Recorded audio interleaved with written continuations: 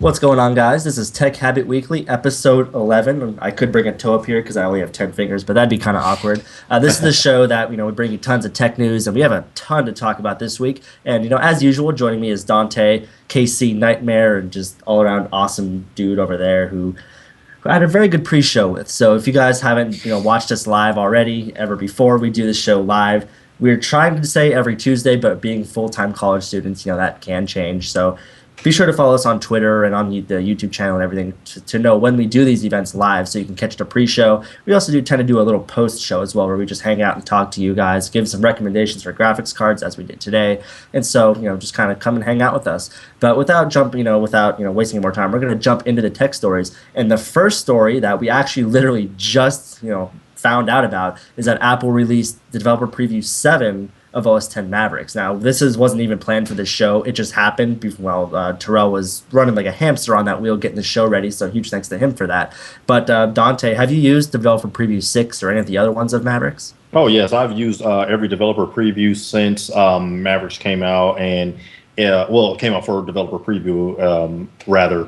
And right out of the box, that is a very, very solid OS. And I'm not just saying that from a standpoint of me being pretty much an Apple guy, or Hackintosh guy or anything like that. I mean, it really does work well. I've used a lot of beta OSs in my time, and a lot of times you're like, ooh, man, that's cool to see. Right. You can see things like, man, this is cool, but this thing lags, or it's kind of how iOS 7 was. Exactly. And since I was able to see it from basically an infant stage all the way to basically that thing has been rock solid. Absolutely. Especially the integration with the iBooks and whatnot. And I've got a lot of ebooks in my library, so being able to incorporate that right into the OS was a very nice fix. And with this new preview that has come out now, I'm not running it now since it was just literally late breaking news here from Tech Habit Weekly, but I can definitely see maybe just some bug fixes, but the bug fixes and things and security things that they've been fixing have been things I can't even notice. I mean, I haven't said, there's a problem with this and they need to fix that. I haven't noticed it. I've been running it pretty much like it was a main OS, and it's really rock solid. What are your thoughts on it, Bob? I have to agree with you completely. It's absolutely rock solid. I mean, the only bug that I've run into is that not really a fault of the OS, at least I believe, but in the Maps app, I was playing with it, and in the keynote, they demonstrated that with the Maps app, you can send directions from the computer, like wirelessly to your iPhone or something, and that hasn't been working for me. I was just trying it out randomly, and I just couldn't get it to work. But I think that's just something with the Maps app and not necessarily Mavericks. But other than that, I've noticed no bugs with it at all. It's been rock solid. I got this MacBook here for school. It's a 2010 MacBook. Mavericks runs on this thing better than Mountain Lion ever did. I mean, we're still in beta stages. So right. I absolutely agree that I don't even know what else they could add besides bug fixes to Developer Preview 7 here and have it be an absolutely rock solid OS. So I mean, how close do you think we are to this launch? We're going to get into this with our next story about the September 10th event being confirmed for Apple. Do you think we'll see Mavericks on this event?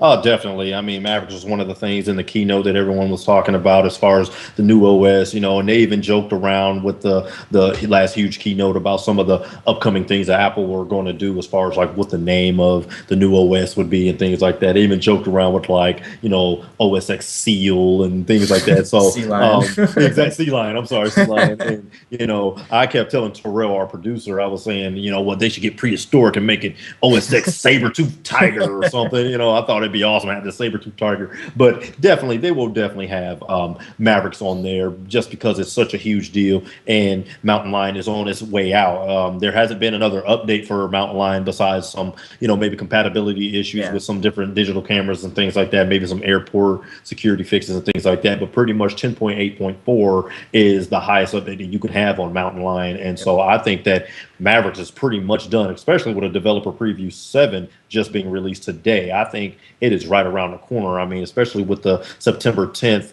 announcement coming out, and as far as, so we can just see that in the near future, mid to maybe late September, we can see something come and develop, and we'll see what happens when that press conference and the keynote and everything comes out from that. But I think it's very close. Like you said before, it's rock solid. I can't And like you said, I can't really find too many bug fixes or anything. I'm sure there's some stuff that's maybe down in the core that maybe us as regular users and even advanced users like you and myself haven't really been able to see. But if they're fixing things, of course, they're fixing it for a reason. And I'm just ready. I'm excited for this launch, and I can't wait to see what happens. Yeah, and it's probably gonna be the same price point, as last year with Mountain Lion was $20. You can't beat that. I mean, there's copies of Windows selling for like 10 times that. That's just not, in my opinion, I'm sure yours too. It's just unacceptable now to charge that much just for an OS. But that's a whole nother debate. But now we're going to segue into this next story about the September 10th event. Now, for the longest time, like for months, for weeks, whatever have you, this has been rumored. I mean, we knew about this a long time ago, but it just wasn't confirmed.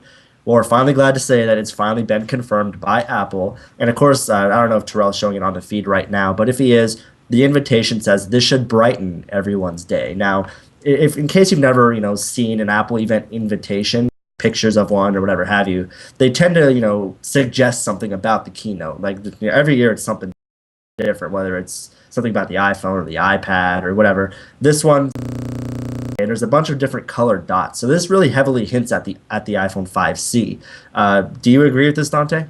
I agree 100% with what you were saying. Was a very good amount of information to give some of the listeners and viewers of this podcast, is that Apple always puts some sort of a, I guess, hint in their announcements as far as what's going to happen with either Mac OS or iPhone and things like that, and different accessories and products that they have coming. Of course, there's been a lot of speculation with the different colors in the iPhone 5C, and are they going to be customizable and things like that. So just with that background of the Apple symbol being surrounded by many dots of different colors, I guarantee you shows you the availability and what colors are going to be announced with the new iPhone 5C. And, it's just a matter of time. I'm like really, really excited for it. I actually took the day off of work to cover this, and it's going to be a huge deal. And I'm very excited for, the Cupertino-based company to be able to bring this product to us. And as I'm sure a lot of the listeners and viewers are out there. And as far as what they're saying here, as far as the iPhone 5S, and of course, that's going to be another deal that's going to go on. But I'm ready to see the specs. We all know that, the iPhone 5S is going to have some pretty good specs as far as on the higher end. But I want to see what are they going to bring to the lower end market as far as the iPhone 5C. And then also the big thing is seeing some of the newer colors that some of the rumors have been surfacing, as far as like the champagne gold and the gray back, on the iPhone 5S and things like that. I just really, really, really want to see this go down and be a really nice press event for Apple. And I think it shouldn't disappoint us either way through hardware and software. We're going to see something great coming out September the 10th. Yeah, what I'm curious to know is like, what Apple's always done is that whenever they come out with a new phone, the old phone goes on sale, like on contract for free or whatever have you. Now, I'm curious to see that if they're going to get rid of that and instead replace that lower end with the 5C. Like, for example, even right now, if you go to a carrier, you could pick up an iPhone 4, not a 4S, a 4 for absolutely free, just because it's like the oldest phone that Apple's still supporting. But I'm curious to see that if, the cell companies are going to keep that, or if Apple's going to say, you know what, we're not selling those phones anymore. Instead, put that 5C in that free to $100 range. So, I mean, I really hope that they. I don't want a 2-year-old phone, even, despite that iPhones do hold their value and their performance pretty well.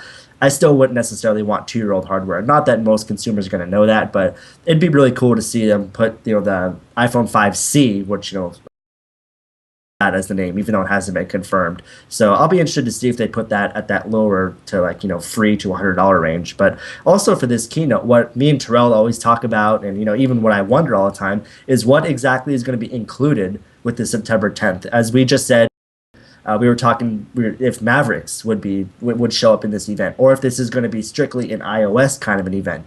I mean, Dontae, do you think we're going to see like new Mac hardware, a new Mac OS? Are they going to include the iPads with this? Because, the iPad OS seems a little bit buggier, not quite as ready as the iPhone does. What exactly do you think are your predictions for this September 10th event, other than the iPhone 5S and 5C? My predictions for the event is actually going to be kind of a wild card out there, or something that a lot of press was actually heavily being used, and Apple were talking about, was the redesigning of the Mac Pro. We know that there's things right there on apple.com that talk about the Mac Pro and things like that, but the biggest thing that we haven't seen, was a price point. Yeah. We want to know how much this thing is going to cost. Apple is usually very smart about when they're going to, I guess, quote unquote, flood the market as far as mass producing their products and things like that. I don't think this press event is going to have, iPhone Maverick, iPad, Mac Mini, MacBook, those are going to be spaced out. But I think heavily right now they're going to be focusing on iOS 7, the new phone and phones that are going to be out, and possibly the Mac Pro price point or something like that, because we still haven't heard an update of the Apple TV. We still haven't heard an update of 2013, late 2013, maybe early 2014 Mac Mini, things like that. So there hasn't been speculation yet that I know of that they're not going to make the Mac Mini or anything anymore. I think they still will, because you know what, it's there's only 2 desktops, and that's that, and I'm sorry, 3. It's going to be the Mac Mini, the iMac, and the Mac Pro. So you can kind of hit every market with having an intermediate person, I guess like myself, but some of these Mac Minis actually go a little higher in performance. I have a quad-core Mac Mini, and then you go into your iMacs, which are about the same, maybe a little slower depending on your package, and then you go into the power user of a Mac Pro. So I don't think that they're going to completely just suffocate us with information and things, because they're very smart. There's a lot of things that are going to be out there. There's going to be pre-orders and release dates and things that are still coming ahead, and of course they're going to have commercials and things. So definitely iOS 7, one of the biggest things, because it's a complete redesign of the OS from what everyone's using and everyone's used to. So I think that's going to be the biggest point, and of course the annual launches of their phone devices, and having a lower price point iPhone 5C. Yeah, I agree. I mean, Apple's not going to flood the market with this event. They're going to, not put all their eggs in one basket, because they could just release iOS 7 and that would still get tons of press, let alone if they released a phone with it or like an iPad with it, or whatever have you. But I agree. I think now is the time, and they did say fall for the Mac Pro, and I think we will get some more details about that. Maybe that'll be like at the very end of the keynote that they'll talk about, but they're definitely going to focus on their iPhone line. So that's just our predictions. Be sure to let us know what your predictions are down in the comments. Now, if that wasn't enough, now our next story kind of fuels this, is that stock shortages suggest that a possible new iMac and Airport Express are on the way. Now, this is typically what happens when Apple is getting ready to release a new product, is that, they stop sending it to all the stores, because, that's it. That's all they're going to make. And so they're kind of getting all these stores low on inventory, so then they could fill that inventory with the brand new stuff. And now, according to this article, iMac and Airport Expresses are running short, which typically means that they're about to be refreshed. Now, from what me and Dontae were just talking about, we don't think we're really going to see like an iMac released now, maybe like, in the next month or something like that. But this could suggest different. Now, after seeing this article, do you think that this kind of sways you anymore, or do you think you're going to stand your ground and say, you know what, we're not going to see Macs at all at this event? I'm going to say that we probably won't see Macs at all at this particular event, because the coverage of iOS 7 is huge by itself, like you said, and to no avail. I don't think that they would throw something like that out there, only because, to me, they just redesigned it. I mean, so I doubt there's going to be some new form factor. Normally they don't keep form factors for just a hot second and then change to something else. Usually if it's here to stay.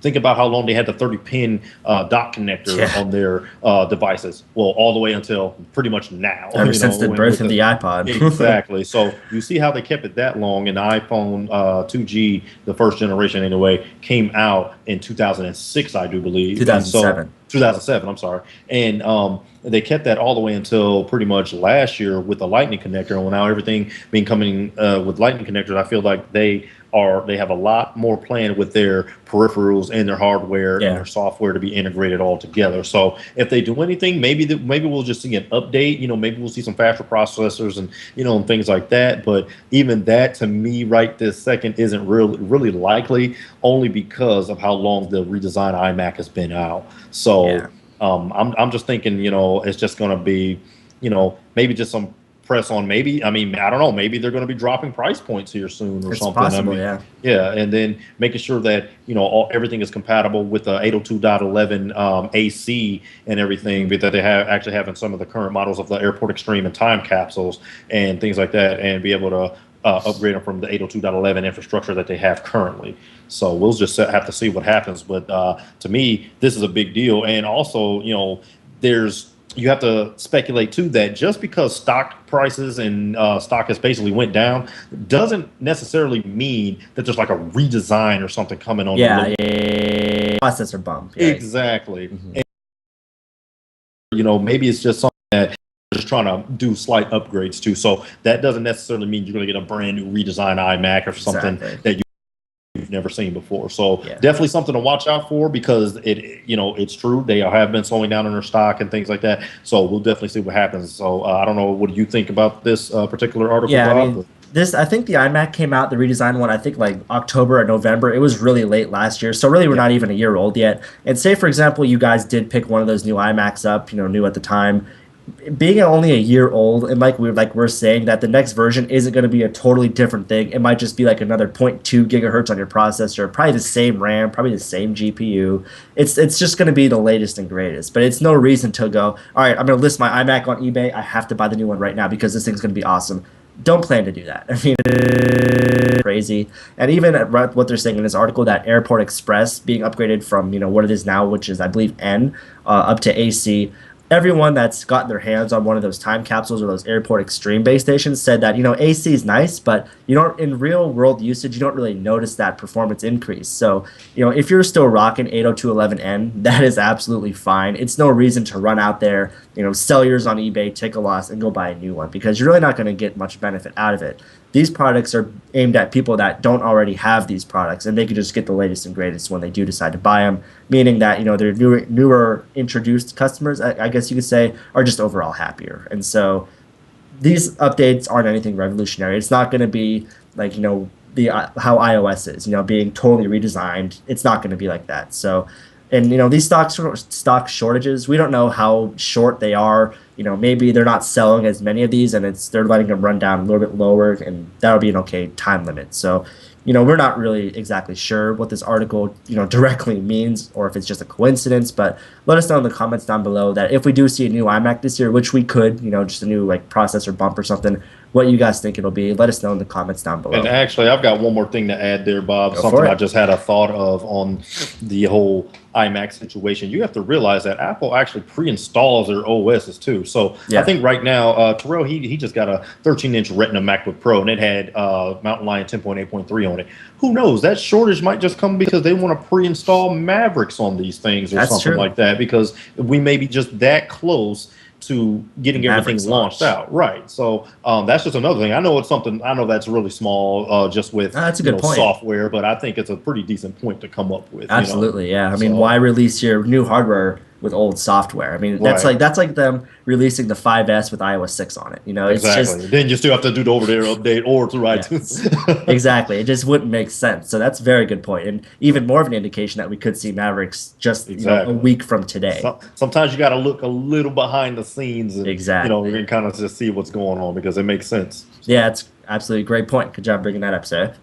But now we're going to go ahead and we're going to talk about the iPhone 5C, in that there's been some cases from Casemate that have actually been leaked out. And I will actually say that last week I actually got an email from Amazon suggesting iPhone 5C cases. So that's a pretty hefty leak there. But this article goes and talks about a bunch of cases that have been leaked out. So Dontae, do you think these are legit? I mean, getting an email from Amazon, I think is pretty legit. But what sounds pretty legit to me. I mean, Casemate has, I don't know if Terrell, you bring up the article there with the Casemate iPhone 5C design has been leaked anyway, and to me, I can see the design of it. It looks like it's going to have infused of it looks like a bumper with an actual back coating, and maybe those are just two different cases there. But to me, that's very legit. I mean, Amazon's a very reliable source. We use Amazon very often here at Tech Habit Weekly, one place for tech and one place for Apple, and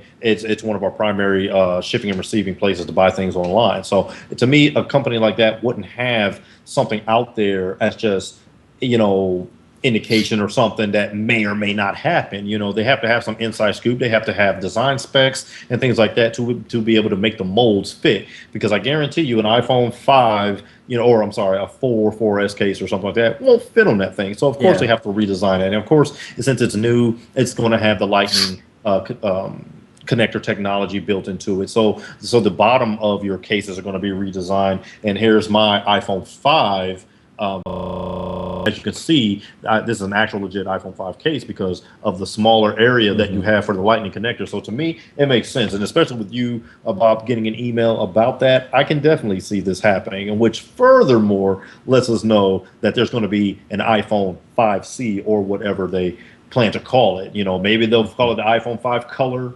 I don't know. I'm pretty sure the C probably stands for color, but iPhone 5C sounds like a good name to me if they just leave it like that, because that's what everyone's been speculating. But I can definitely see this coming in the near future, and we'll find out because the date here says that it's including a September 20th ship date. So we're not even sure when the phone's coming out, but there's a ship date to where you can get your cases first. Now, this is not the first time I've heard this either. When the iPhone 4 came out, I remember, because it was a complete redesign from the 3G, 3GS era, and I knew people that had their cases before they had their phones, and their cases fit just fine. And I was like, So I think there's a lot of truth to that, and we'll see as the things speculate and as things go further, and we'll see what happens with the keynote, but I can definitely see that being a legit article here. Yeah, hopefully the C and 5C doesn't stand for Cyrus. That would just be horrible. But pre-show goodness if you guys missed it. But this webpage definitely has. Sorry, pre-show goodness. You have to watch it anyway. This webpage has a lot of these different cases. I mean, this is pretty good. I mean, it's hard to defend this, to say that it doesn't exist. So I definitely believe that we're going to see a 5C just in a week. And also, segueing into our next story about the 5C packaging.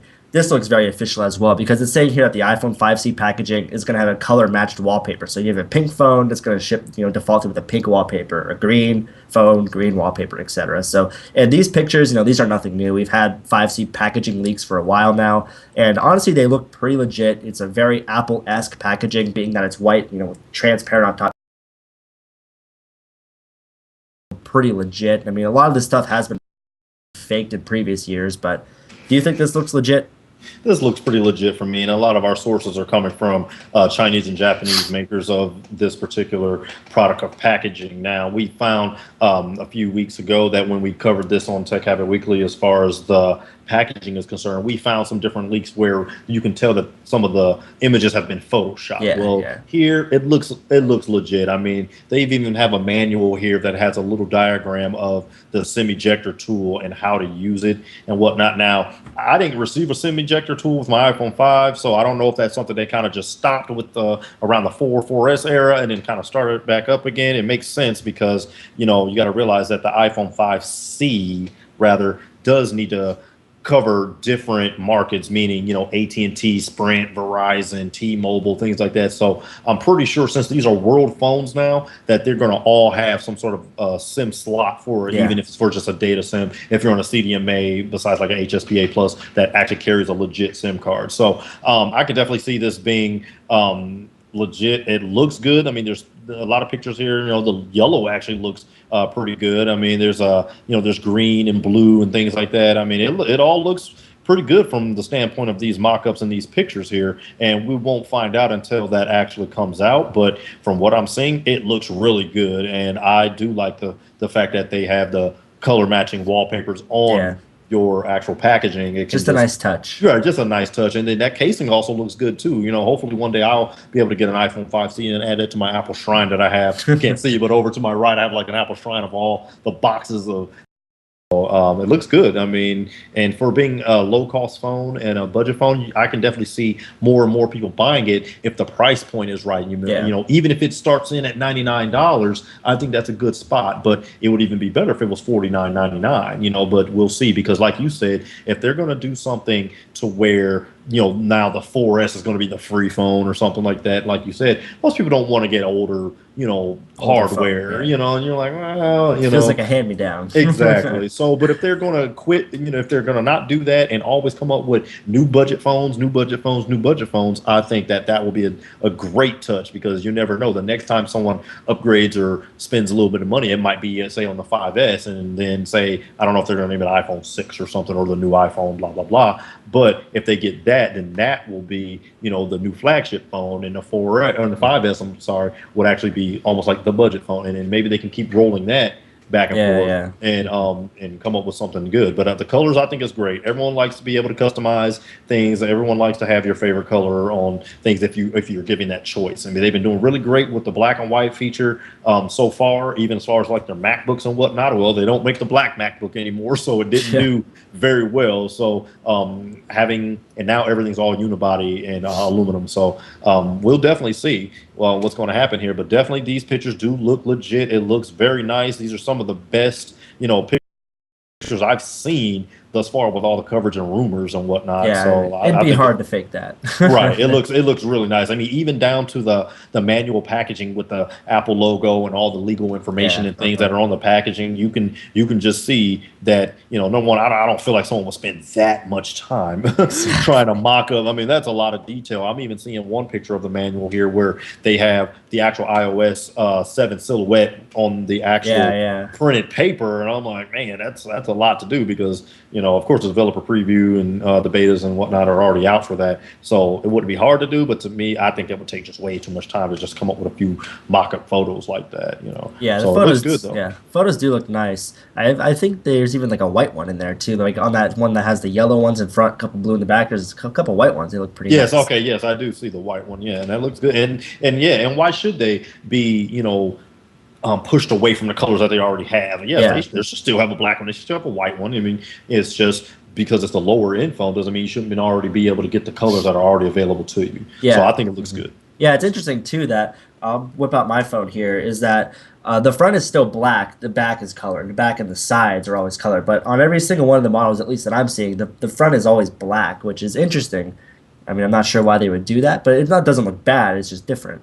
So. Right, and that's a good point because on the white iPhone 4S and 4 and things like that, the front is white, and if they come out with this, I think they actually should make that the same color, but maybe there's an issue with paint underneath the glass or something, because I know that's a little different. When you come into mass manufacturing, you want everything to be the exact same. So it makes perfect sense if they didn't do that, and it makes perfect sense if the reason why they did it on this particular, like all the iPhones up to date now and just a black and white, makes sense on the color choices too. So maybe to be able to get those color schemes, maybe they can't do the front those colors, and that's a legit gripe. I could see that. I mean, they want everything looking the same. They don't want your blues to look purples and things like that. You don't want, well, they said it was blue, and things like that. So I could definitely see that being the reason if all the fronts are black, but until it comes out, we will never know. Exactly. It's just interesting how many leaks there's been. Like, Apple's just such a big company now. There's always someone there that has, a phone on him that has a camera on it. And so, if they see a box, I get a bunch of hits on my website.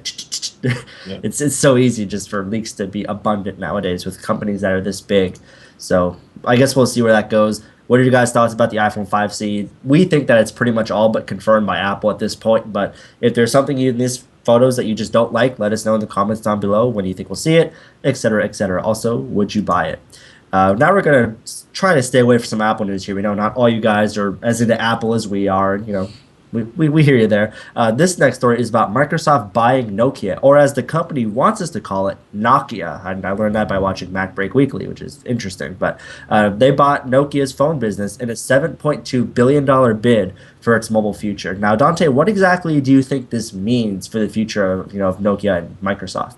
Well, the only thing I can really think of is you got to realize Nokia or Nokia, they have a lot of patents on their devices and things like that. So with Microsoft being able to acquire those patents and those copyrights and things makes a huge, massive market appeal to be able to spread out their line of Windows phones. So instead of having them ship with Android devices and some other maybe third-party software that maybe is just firmware based or something, I think that Microsoft is definitely trying to flood the market and try to get into that Android iOS game as well as they possibly can.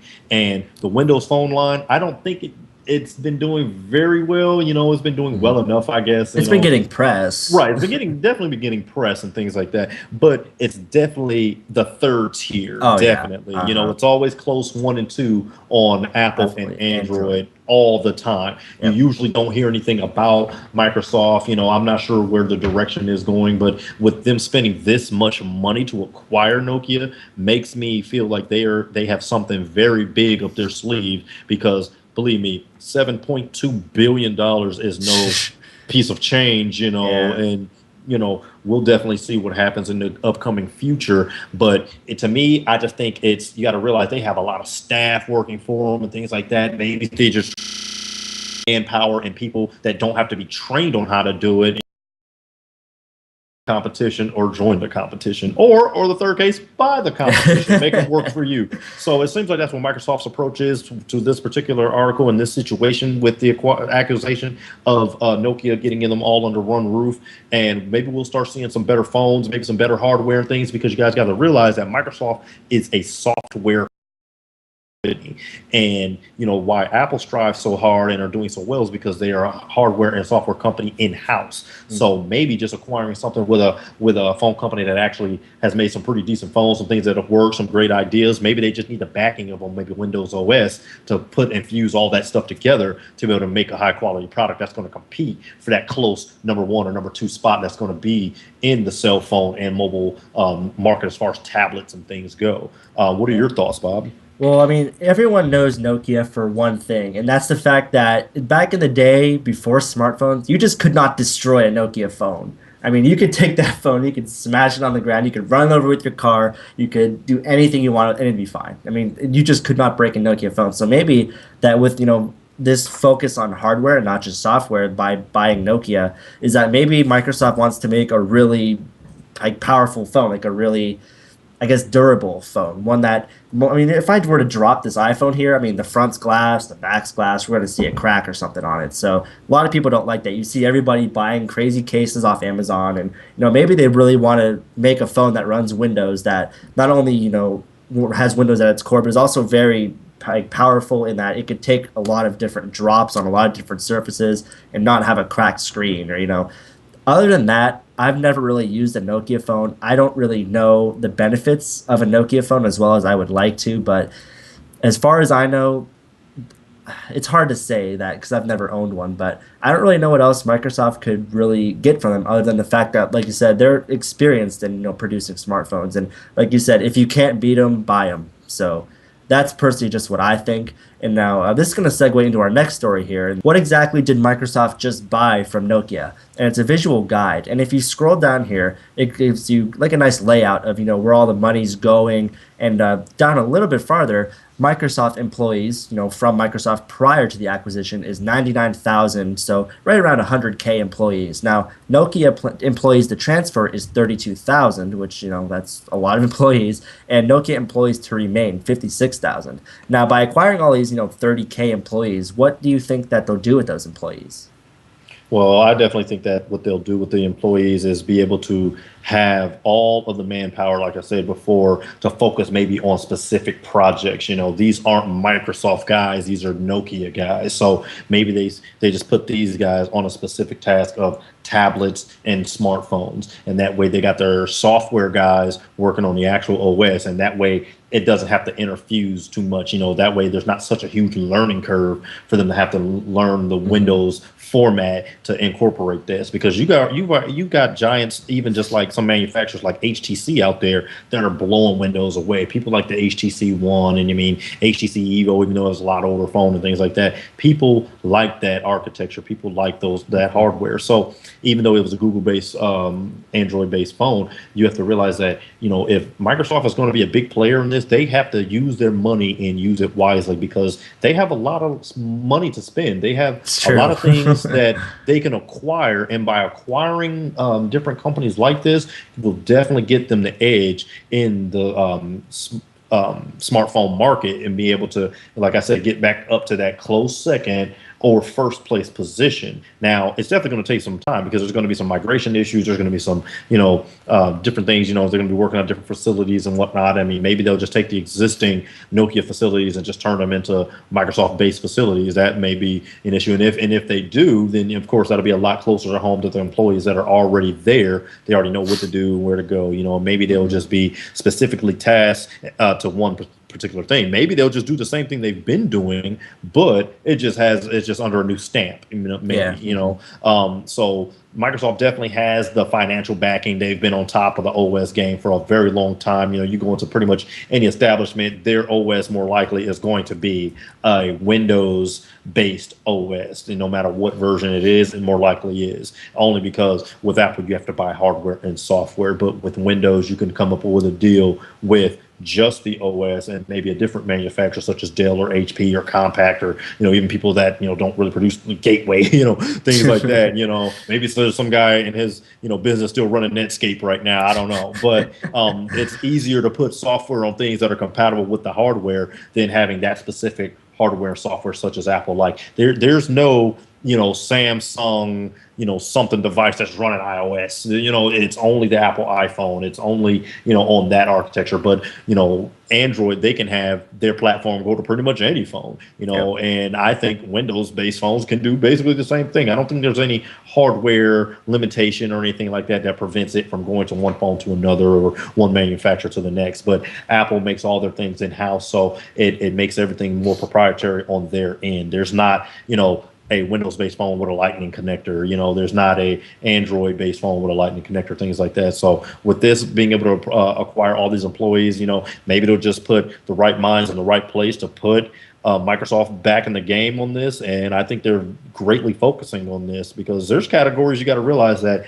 Microsoft is beating everyone in, and it's like the mobile gaming. You got to realize they have Xbox 360, Xbox One, and things like that have been announced. So they believe me, they have a lot of money. They're making tons of money from these outside projects, but where they're losing is the tablet, the smartphone game, and they have no mobile music player anymore with the Zoom being X'd out. So we can definitely see something going up. Maybe they'll come out with a new mobile music device now since they have acquired Nokia and things like that. And like you said, for the ruggedness and things like that, like you say, you couldn't break. I mean, I threw one out of a car window and tried to run over with a Mack truck, and it was still on the same call that I started with. And it was, those things are like almost indestructible. So with them having this staff and being able to spend this money, I think they made a pretty good move, and they're going to spend their money very well. So we'll definitely see what happens when everything comes fused together as far as what Microsoft is going to do with the acquisition of Nokia in the future.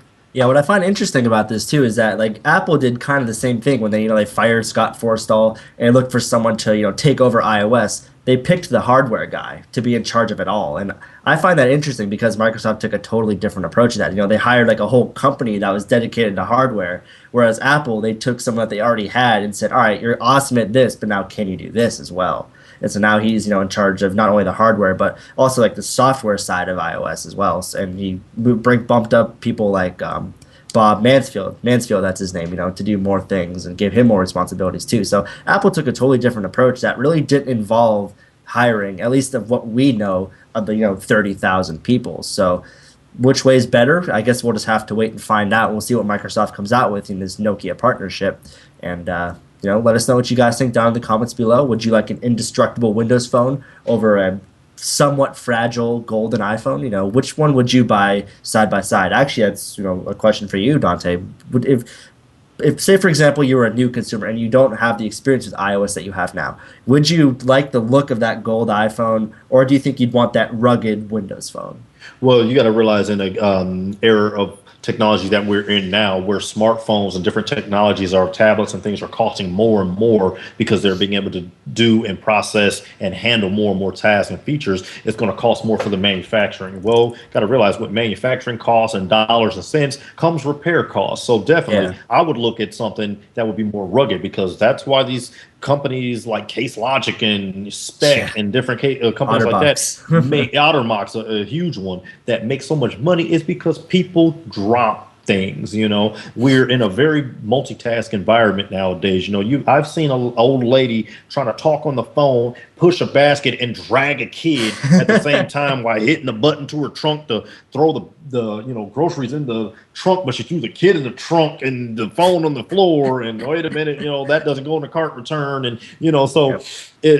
with us being so busy and multitasking so at a rapid pace nowadays, we're going to need things to be able to be more rugged, and that's why, like you said, the OtterBox company has made so much money, is because people drop their phones, and it costs so much more to repair your phones now, especially once they fall out of the warranty stages, because you got to realize most companies don't carry coverage over dropping things. What they may do at the minimum is go, okay, well, this is a $650 phone. Well, we can give you a discounted price since you're in between the warranty, but we do not cover drops.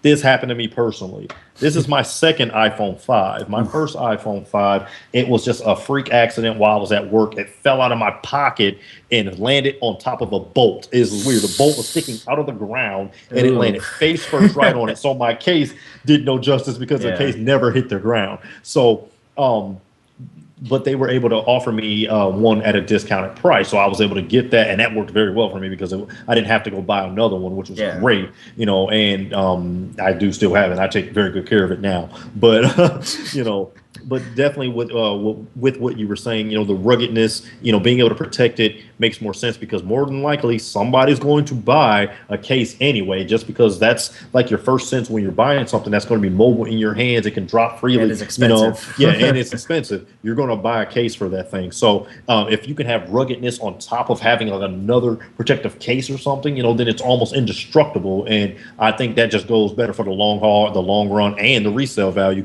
in case you want to be able to flip that into another device. So that's just my opinion on it. Yeah, I agree. If I didn't have a bunch of Apple devices, and that's the other thing too, it depends. If you have a Mac, you want to sync. Putting all that stuff aside, it'd be really difficult if I didn't have any prior experience with iOS or anything to choose, the phone that I'm really going to have to be careful with, or a phone that, might not have as many apps, but I could throw it on my desk without worries, So tell us what you think in the comments down below. If you could pick one at the same price, which one would you buy? Let us know in the comments. Now, our next story is about Android, and Android 4.4 has been announced, and it has a name. The name is KitKat. Dontae, we don't know too much about this, but based on the name, do you want a KitKat bar right now? Absolutely not. I don't care if it was called Kit Kat, Snickers, Payday, Baby Ruth, Skittles. It doesn't matter. Android, I do like the fact that Android does stick to their scheme as far as their different pastries and tasty treats, and things like that, But this is one place where you can gain calories and whatnot, and cavities, is with tasty treats like that. I like the name though. I do like the name because it's kind of off. It's kind of off the charts a little bit. Usually, it kept it to like a dynamic. It didn't like some of their OSs. Exactly, like some of their OSs. It didn't get specific. It just said like Froyo, frozen yogurt, things like that. But yeah, donut, cupcake, not a type of cupcake, not a type of donut, but just donut, that type of thing. And so everyone knows what Kit Kat is. Exactly. So of course it's candy, but so was Jelly Bean and things like that. So but everyone knows what Kit Kat is, and it's going to be just as recognizable as gingerbread and things like that is. But with it being Android's version of 4.4 out, I don't have any speculations yet since it's like just been announced. Of what's going to happen, but I know that the Android company and Nestle got together to make this merger, so I don't think there really was any money transacted in between. I think they just wanted to get this thing out there to celebrate, the new OS that Android's coming out. And there's a lot of different pictures and Android figures with the KitKat bar being infused inside the Android's alien shell, pretty much. Yeah, it is. It's very creative, and we'll definitely see what's going to happen. Maybe we might even see a lag fix this time. We'll see. I don't know. We'll see. No offense to the Android guys out there, but maybe they're going to work on something revolutionary. But you got to realize, to me, it seems like Android comes out with their OSs a little too fast. Sometimes it seems like things are so rushed that you feel like, I just got that OS. Well, now there's a new OS. Well, what about that OS? Well, my phone can't handle that OS. Well, my carrier has the OS, but they haven't released it yet. And that's kind of the thing I'm kind of getting at. It's like, man, it seems like they're flooding the market with so many OS updates instead of just fixing the problems that are already there. They're making it sound like huge and revolutionary and things like that. Well, once they get their scrolling fixed, then they'll have my hats off to you. And that's the only thing. That's the reason why I'm not an Android user. And it's because I like my hardware and software to work correctly together. And that's, to me, is not asking for much. If their hardware and software work perfectly together and it was like that all the time, it would definitely give me a run for the money as far as going from Android to iOS. But with this new incorporation, you have to realize that, normally they like to have a separate tablet OS, such as like Honeycomb and things like that. Yeah. So I don't know if they're going to come out with like maybe a knockoff of that, since it's going with Hershey's line. Hershey's has Kisses and, things like that. You have a bunch of different things. So I don't know if they're going to call maybe their tablet OS something different that's going to maybe come out with like the Galaxy Note 3 or something like that, since nothing. We've seen just speculations of that come out, but nothing really concrete. So with the name, I think it's a cool idea. Sounds great. We'll definitely see what happens. Comes up here, and we'll cover all that news on Tech Habit Weekly when we get a chance to get more information on Android 4.4. But what's your information that you have on this? Or maybe it's something I don't know, or Not really. Yeah. But in my opinion, what I'm thinking is that KitKat isn't really important to obviously like the feature set. It's not going to print you out a chocolate bar or anything. But there's on that same exact page. I know, right? It's messed up. But on that same page, we now have over 1 billion Android activations, and hope this guy in front of the building keeps that momentum. My Twitter feed tweeted KitKat tonight. So I think it's kind of just for marketing to get people excited. Like, oh, KitKat. On technology and KitKat's meeting. What is this? And it gets people reading about it. And once the feature set becomes available and everything it's going to have, then it could get more people to look into the Android platform, because being the name that it has, KitKat, Android's fun. Android is whatever people are going to perceive that as. Whereas iOS is kind of it speaks business rather than fun. Even though iOS has more games, that's all aside. But it's, in my opinion, a big marketing move that they called it KitKat. But that's hope it does like reverse marketing, like KitKat sales go through the roof, Android sales plummet to the ground. They're like, man, we've got more dentists popping up overnight. We've got more people enrolled into dentistry because of the massive boom of KitKat bars. Maybe they're going to come out with a special Android shaped KitKat bar. That might be something that may come out. You never know. I mean, I like the picture that they have here. I like the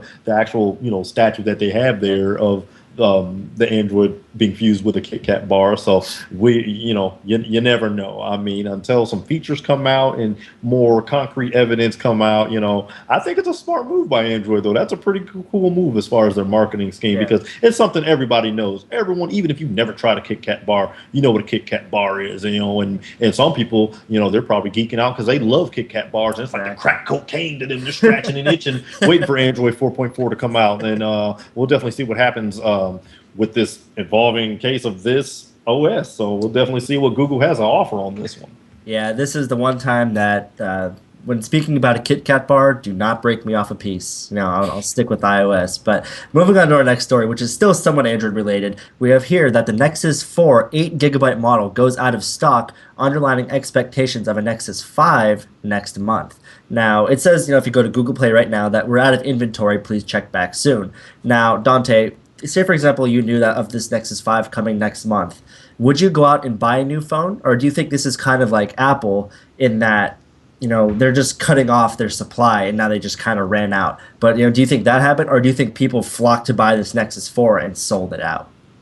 I think with buying a phone that's actually off contract price at that price that it has is a very good thing. I mean, I think it just flew off the shelves just because of that. It's off contract. But then also, to your point, I believe that since they are getting ready for a rumored Nexus 5, that they need to run through that stock. And that was a great way to be able to do that. You can run right through it instead of just pulling it off the shelves, and then you're doing what? With an older phone, you can just make some money off that thing and be able to at least sell it to people who have the money to be able to buy these things off contract. I think basically they are taking almost an Apple approach to it, to phase out the old to bring in the new. And it sounds like a good deal, and I haven't seen any specs or anything as far as the Nexus 5. I don't know if you have, but not really.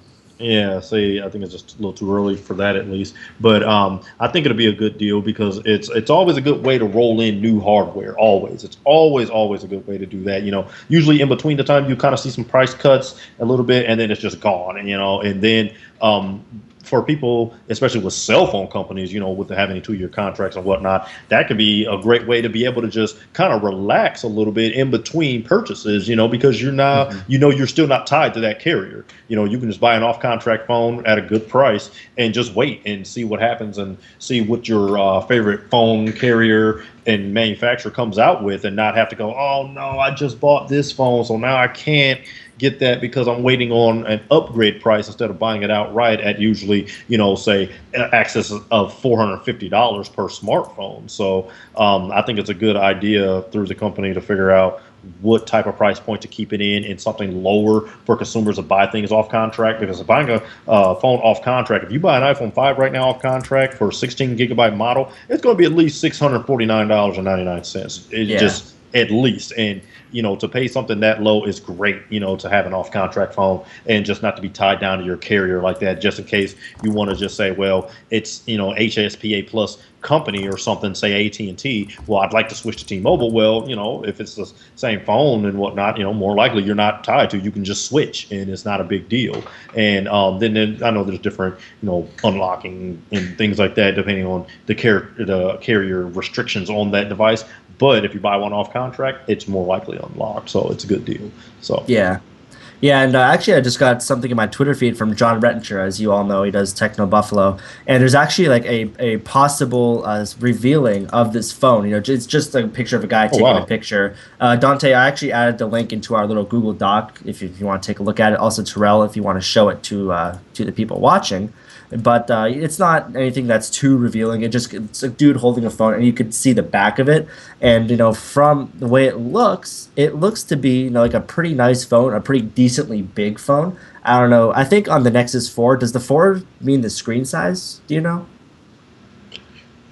I thought the 4 did mean the screen size. If I'm not mistaken, I'm not very knowledgeable on the Nexus series because I don't own one. Yeah, same here. Yeah, I think that's what it was. And correct us if we're wrong. If you guys do know, please feel free to put that in the chat there on the messages to let us know that. But with that leak here of the picture, because it looks big in my opinion. Yeah, it does. It looks huge. It would make sense. You got to realize how many Android phones are going to about 5 inches, just like with the Samsung Galaxy S, and those are huge phones now. And it would make perfect sense if you're going to call the Nexus 5, because of the 5 inches of screen that it would have. Now, do I see Nexus 6 being like a 6-inch phone or something? I don't know. Maybe, where does it end? Maybe Nexus 24. There you go. For your 24, right? So maybe there'll be a 24-inch Nexus S phone coming out here in the near future. But all jokes aside, maybe after the 5, maybe they'll come up with some sort of like, remember when they did like the Nexus S and things like that? Maybe they'll come up with something like that, but on maybe like a Nexus 5S or something. That way it'll still keep the screen size, but update the hardware and things on the inside, just like the iPhone 4 to 4S, 5, 5S, 5C, things like that. There'll be some different upgrades and different iterations on the size there. But from what I'm seeing here, it looks like a gigantic phone, something that I personally wouldn't use just because it's huge. But there's a lot of people out there that like them. They like those Super AMOLED displays and things like that, and be able to look at their videos. And a lot of people I've heard like to do a lot of Vivo videos, and that's just regular music videos, but they're coming real high definition, and they look really, really good. And usually those are the legit official music videos for certain artists and things like that. But it looks really good. From what I'm seeing, it's huge. And it's just a leaked photo right now, so who knows what it's going to pack? What kind of punch it's going to have? But I think it'll be a good move, for them, like I said, to phase it out. And maybe we'll see some bigger models. Maybe we'll see a 16 gigabyte model, 32 gigabyte model, and things like that. Because, the Nexus 4, it was the 8 gigabyte model going out of stock. So, yeah. Oh, and also, I'm sorry, just got word from Terrell that they did actually have a 16 gigabyte model. And I'm sorry, I'm not familiar with Nexus as far as the series goes. But the 16 gigabyte model is also still in stock.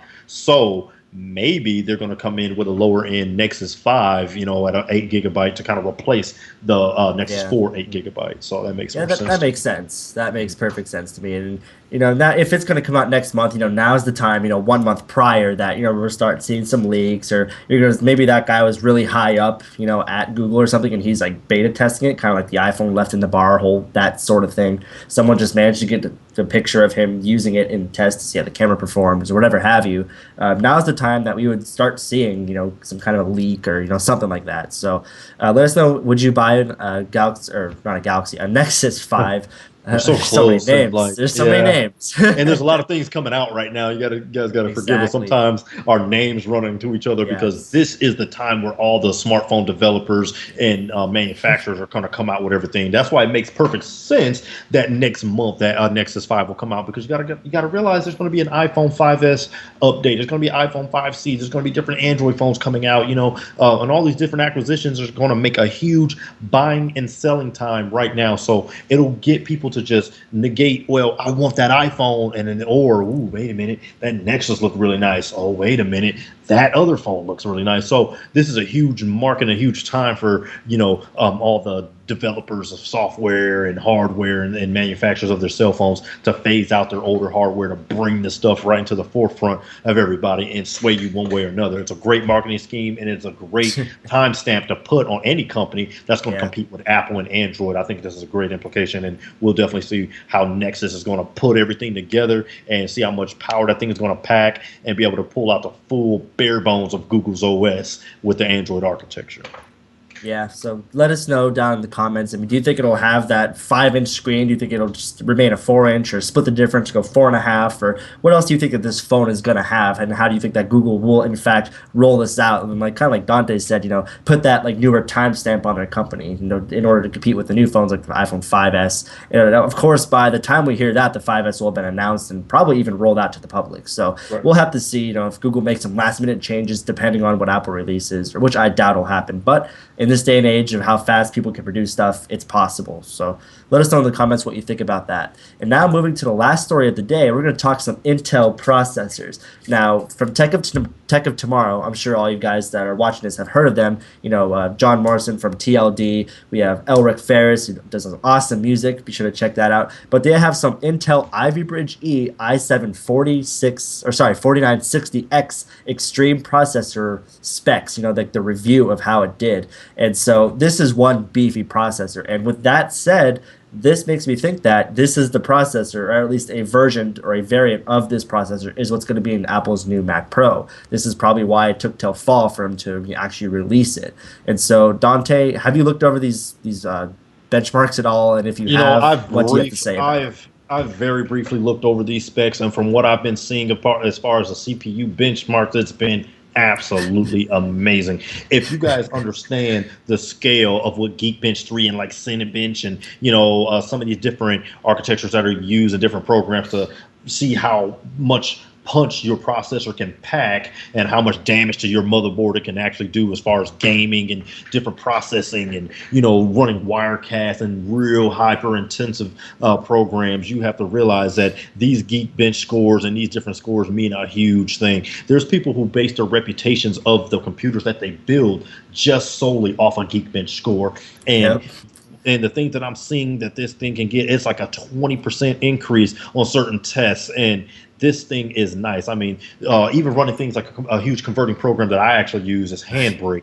Handbrake is a great, amazing program if you're going to be converting videos to different formats and things like that. All your cores. Exactly. It definitely will use all your cores. So if you want something to hurt your computer, download Handbrake and convert a movie and see your computer go from pretty much relatively normal uses all the way up to 100. Turn you your want to hear those fans. And definitely. It's going to be huge. I mean, running the Adobe Photoshop CS6 suite that's currently out right now. I mean, the entire suite. You know, and I'm talking about everything that they have with Adobe. You know, as far as Photoshop and things like that. It really hurts computers. You need a lot of RAM for that. You need processing power to be able to process it, rendering those different files and different transitions and things. But for this processor, it looks great. I could definitely see this going into the Mac Pro because we have some of the outside specs and the I/O specs that are actually, put out there for us on the public, but we don't know exactly what processors they're going to put in it.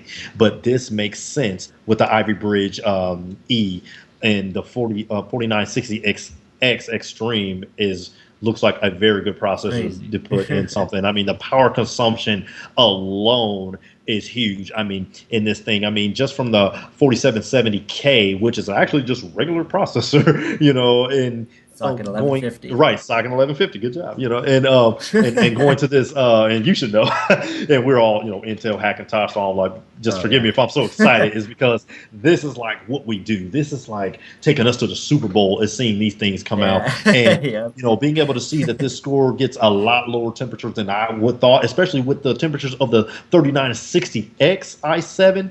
This thing is a lot less power consumption and can pack a bigger wallop when it comes to processing power in the threads that are on there.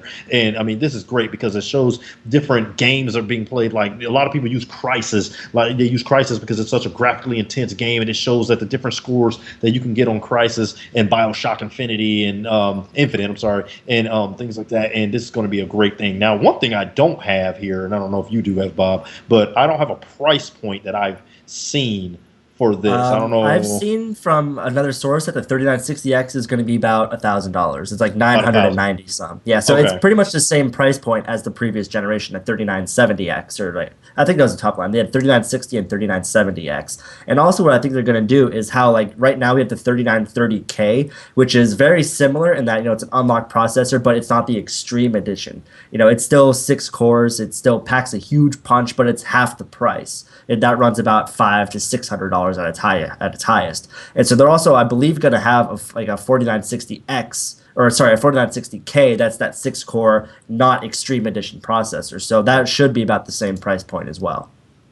Right. And so it looks really good. I mean, having 6 cores with 12 threads, of processing power is ridiculous. Just think if you had a server board that could put 2 of those 6-core sockets on there, you could be running 24 threads in a supercomputer pretty much. I did that. And that right, exactly.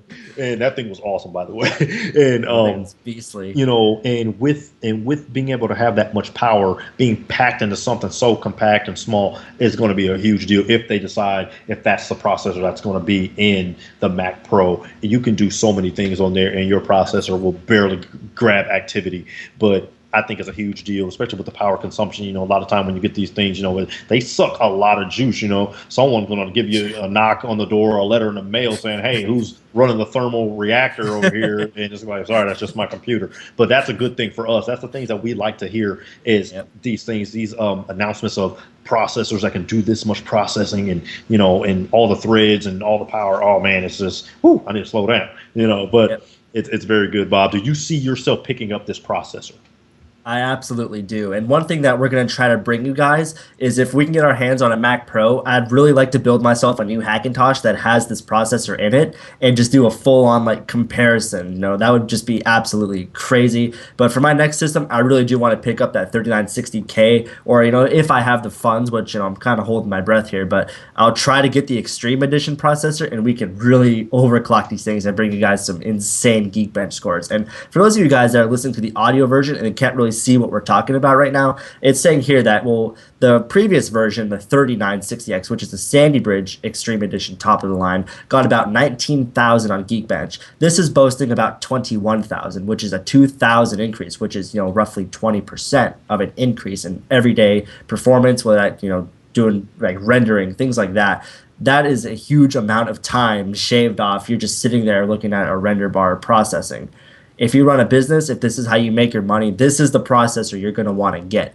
And what's really nice about these processors is that even though this is an Ivy Bridge, architecture, it's just like the Socket 1155 in that you could use the newer processor on an older motherboard that was meant to work with Sandy Bridge. All it takes is a BIOS update and you're good to go. So you don't need to go out and buy an entirely new system if you want that 20% processor increase. You can have the same motherboard, the same RAM, the same power supply, and you can upgrade to the new processor and shave all that time off of your exports. And for creative professionals, that is going to be a humongous deal. And it's even going to notice it. You're going to notice it on your power bill too, like Dontae said, it's going to be running that thermal reactor over there quite as much because this consumed a fair bit amount less of power. So there's a little chart here that we could show to the video guys. The previous generation 3960X, which is once again that Sandy Bridge top of the line processor, consumed about 145 watts, at its peak, whereas the 4960X is consuming 117. So that's a drop of 30. So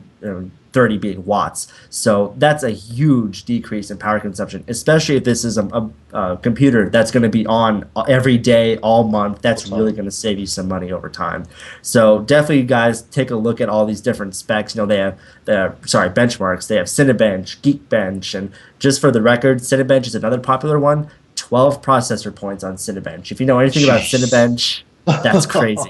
Oh my god, that is insane. So definitely, guys, take a look at these specs if you're as into CPUs and specs as we and Dontae are. But this is the one place, once again, that if you have a habit, then this is where I could talk about it. So that's us in our coverage, actually Tech of Tomorrow's coverage of this 3960X processor. Like I said, I hope that I could pick one up, do some Mac Pro comparisons for you, and we'll see how it goes. But now that's pretty much all we have today for tech stories. But this is the sweetest, tastiest part of the show, that we give you guys our tech treats. That should be patented right there. And on audio, he made an interesting face. You should check out the YouTube version. But Dontae, kick us off with your tech treat.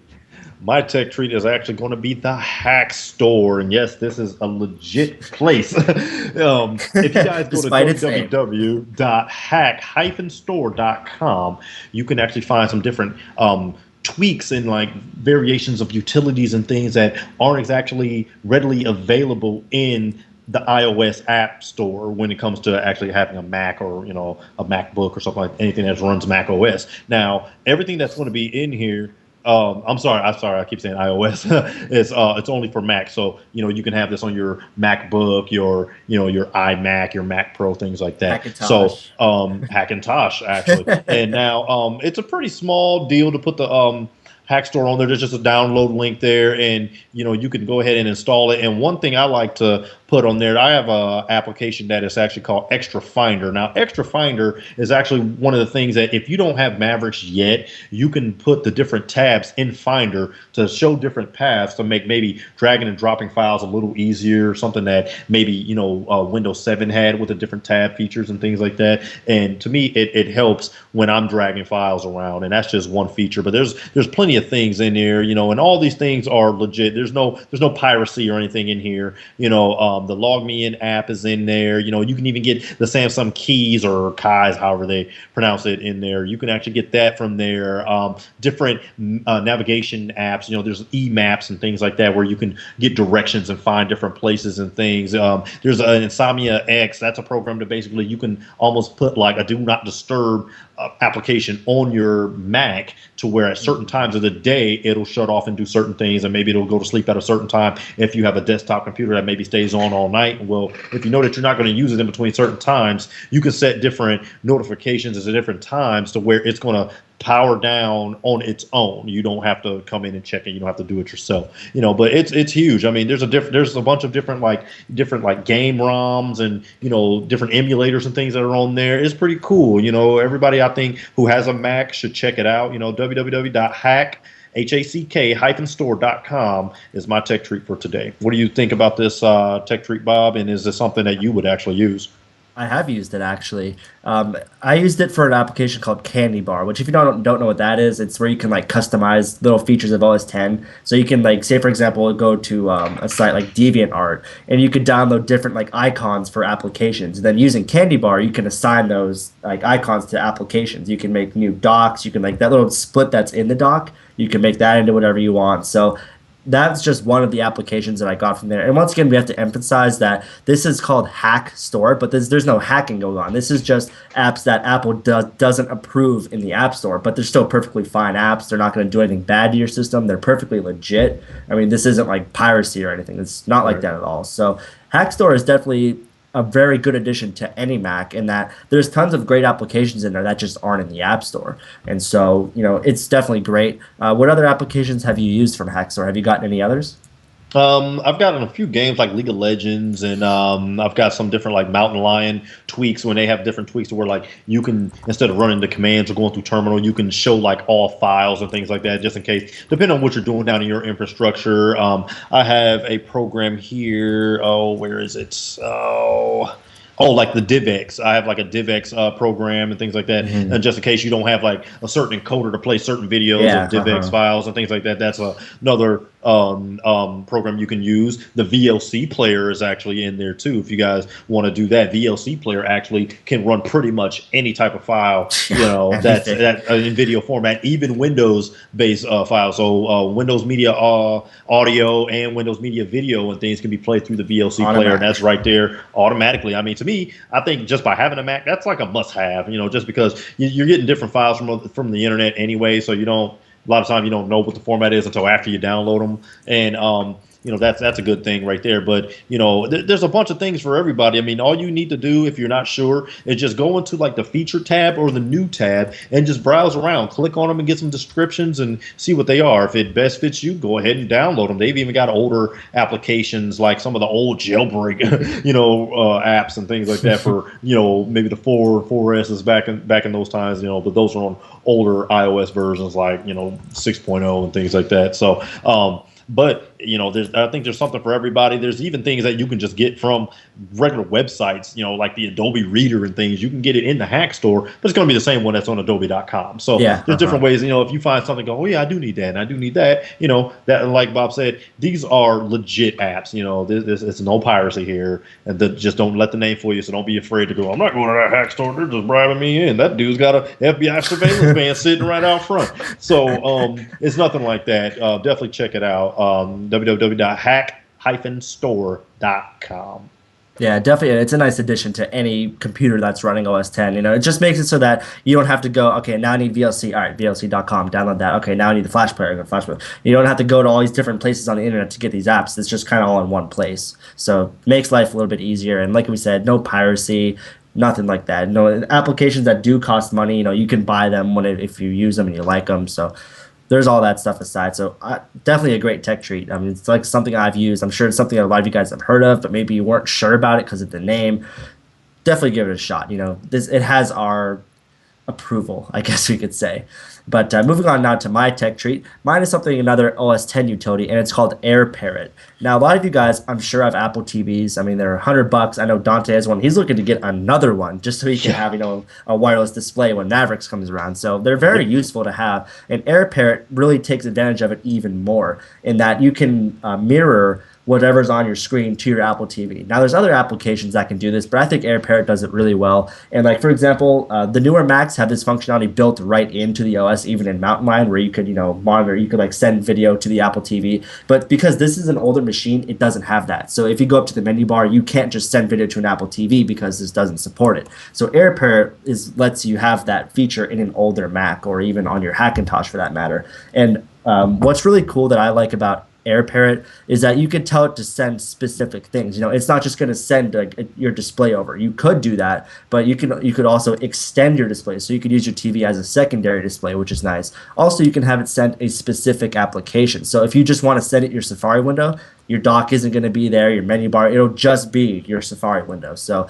that could also be really handy. If you want to show someone something but don't want to show them your entire desktop, you can be like, all right, here's the window I want you to look at. And so you could send them to that. And it's all very fast, very easy. It's all done right through the menu bar. And for $10, I've definitely already used it more than once. You could also have it send audio to the Apple TV too. So you could say, for example, you have a video on here that you want on your Apple TV. You could play the video, enable audio, and put your laptop to the side while it's being displayed on your TV. And I've gotten very good frame rates out of it. The audio sounds great. The only thing I've noticed is that since this has a resolution that is 1280 by 800, playing it on a 1080p, it doesn't fill the screen exactly. So I do have a border around it, but that if you have, say, like a Retina MacBook, then that resolution is so crazy that it will fill the screen. So that's my tech treat. It's pretty simple, something that not every Mac is going to need. Like if you have a newer Mac, then it's just you won't need it.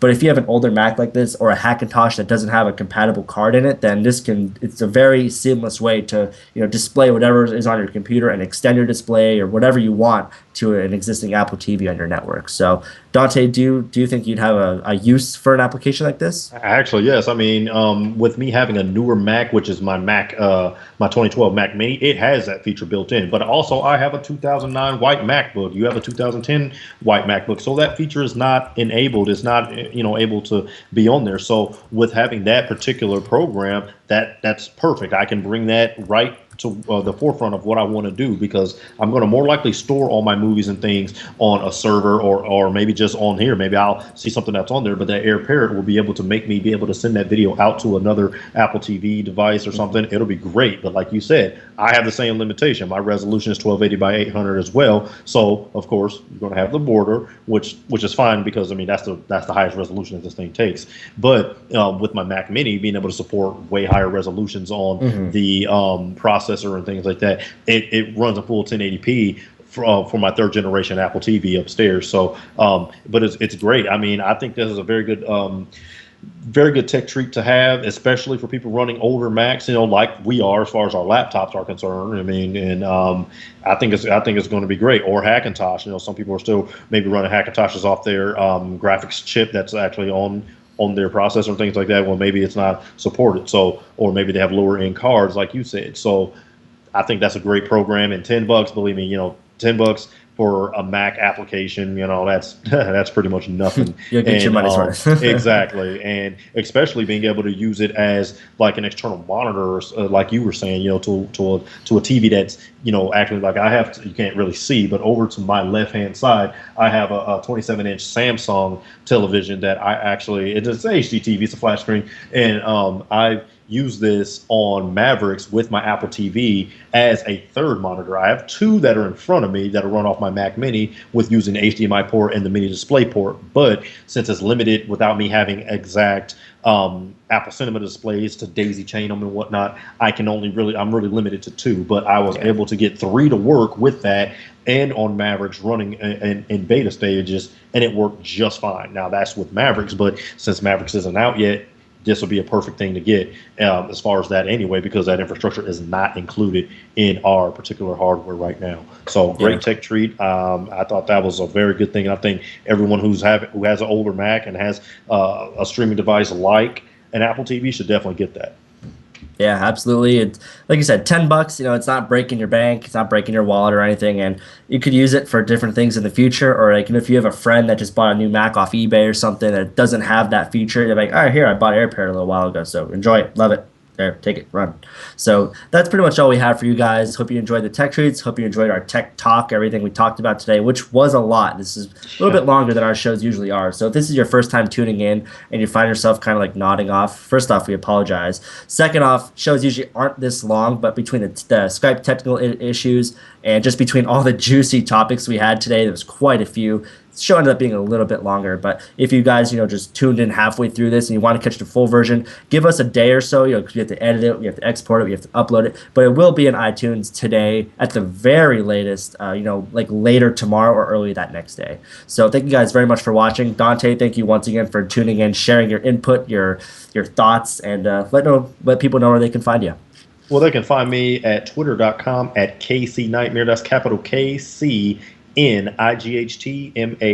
Nothing special there. And you can always find me here at Tech Habit Weekly, where we've all have 99 problems, but tech isn't one. And you can also find us at one place for tech as well. You can check the website out. Also, Roche Technologies for yourself. And Bob, they should all know where to find you. And if you guys like us, give us a thumbs up right there, and send it out, tweet it out, and also hit the subscribe button on this channel and give us more subscribers and things and we try real hard to bring all the tech treats and all the different tech news to you guys as much as possible every week on a consistent basis. And we're going to continue to do this as long as we can. So we appreciate it. Absolutely. And be sure that you stick around for all the different features. We plan to bring a whole new site to you guys, so stay tuned to that. Also, next week, you might have noticed that exactly a week from today is going to be Apple's live event, their September 10th event that's been rumored for so long.